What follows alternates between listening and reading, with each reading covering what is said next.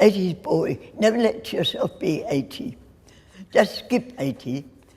103 is quite interesting. Eileen Kramer, Australia's oldest dancer and choreographer, if not the world's. Born in Sydney, 1914, the year World War I started, before the Harbour Bridge was built. She's lived and danced in India, Paris, London and New York, and she returned home to Australia at 99 years old. Not to retire, but to keep dancing. It's like making order out of chaos. Not that I'm chaotic, but can be sometimes.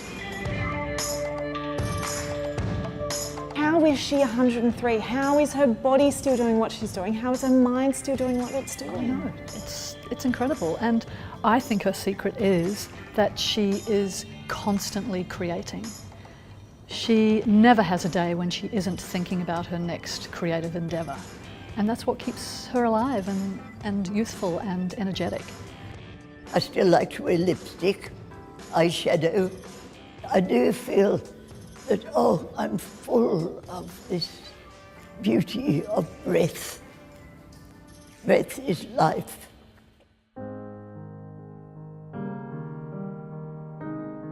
Eileen was an original member of Australia's first modern dance company, the revered Bodenwieser Ballet.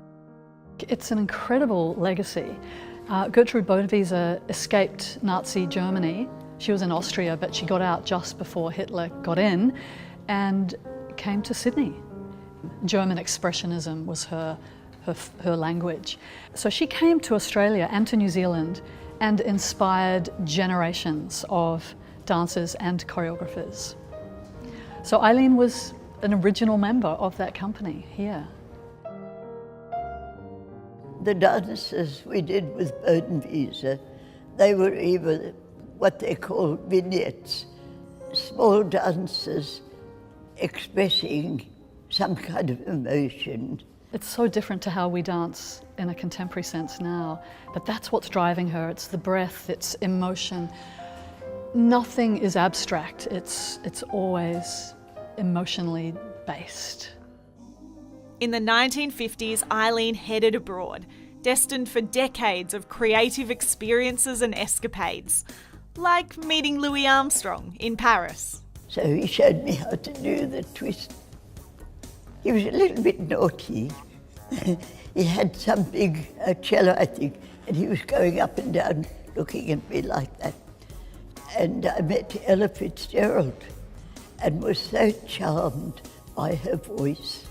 She was fairly plump, shall we say, but her voice was always like a young girl. I just loved her. During her life overseas, Eileen loved and she lost.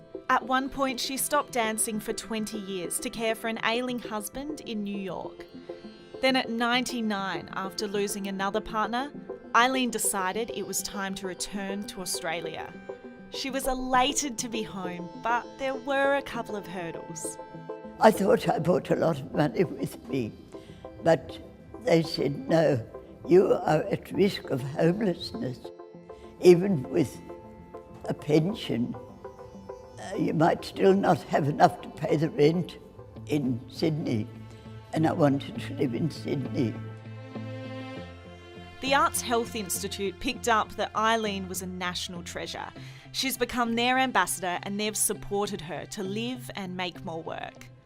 And to celebrate her 103rd birthday, Eileen's been working on her latest dance drama called A Buddha's Wife, inspired by her travels in India. To see a 30-year-old beautiful man dance with Eileen, they create this magic, I think. And Eileen, she seems pretty happy to be wrapped in a young man's arms. That was a deliberate choreography approach by her, I think. No, she knew. When we first conceived of this idea to put this show on, she went, I have to be the princess. Can I be the princess at 103? I said, yes, I think you can. You are playing a 17-year-old. I'm taking a chance, but it's to do with her feelings, not with her age. Now this sounds a bit silly, but I still feel like the little girl I used to be. And that's when I started doing creative work. I still work from the same basic point of view. I've learned a little bit, of course, in my travels through life, but basically, I think I'm the same. She is a dancer through and through. She dances with the true essence of what dance is. Been blessed with good health, and good health depends a lot on you. You know, what you eat, what you think, and what you've suffered and what you've recovered from. You do have to prepare for age. I've prepared by always doing creative work, and I've succeeded in that. I don't want to stop dancing.